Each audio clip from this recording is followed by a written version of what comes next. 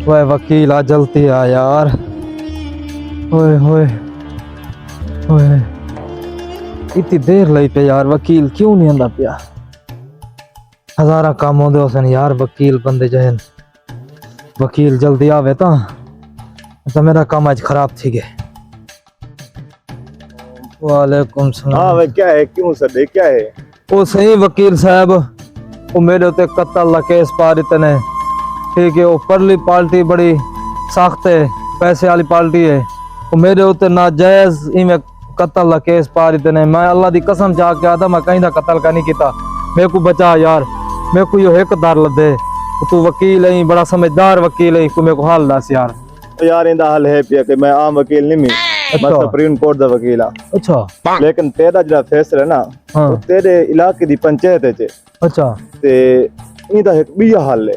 क्या क्या दसो दसो। हाँ मैं तो लेकिन परेशान। 5 लाख रुपया मैं वो सही 5 दी जात अच्छी घेन गिनी मेरे को दात सही। मैं परेशान हूं, मैं बहुत को ज्यादा अजीज हैं पैसे। मैं एक लफ्ज से ना हाँ जो भी वो पंचायती सरदार पूछे हाँ। ते एक लफ्ज कर दे, इनके अलावा कुछ भी नहीं आखना। अच्छा वो लफ्ज है ओते को पूछे हाँ भाई तै कत्ल कीते तो अखन टर समझ रहे हो? जो कुछ पूछे नहीं वाखा हाँ, टर जो कुछ पूछे अखन टर टर टर टर टर। वाह वाह यार, तू तो कमाल दा वकील। बात वे समझने नाल यार, एक ही तो टांग ना खड़ा मैंने मेरे को। ये टांग खड़े तू दे टेंशन ना घेन। अच्छा मैं हाँ ना पिया। अच्छा हाँ। बोल आओ पंचायत फैसला जुलो जुल्लो ओ जुल्लो ओ। लेकिन वकील हाँ तो काम खराब ना कर। ना से ना सर साहब बंदे सारा कत्ल किते इको फांसी देनी चाहिए। तू टेंशन ना कर, ठीक है।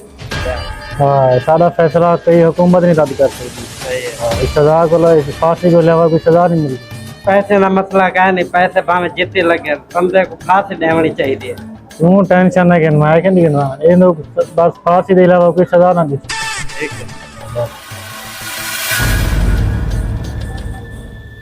सरदार साहब हाँ भाई तैं कत्ल किया इन्हें। तेरा नाम क्या है? क्या वजह है यार, मैं जेरे इन्हें सवाल पूछा टर टर करने वाला। तेरे पियो का नाम क्या है? अरे मेरे को तो लगता है कि पागल है। पागल तो नहीं कत्ल कर सकता। सही ये गाल तो मैं करे ना, मैं पागल किवें कहीं ना कत्ल कर सकते।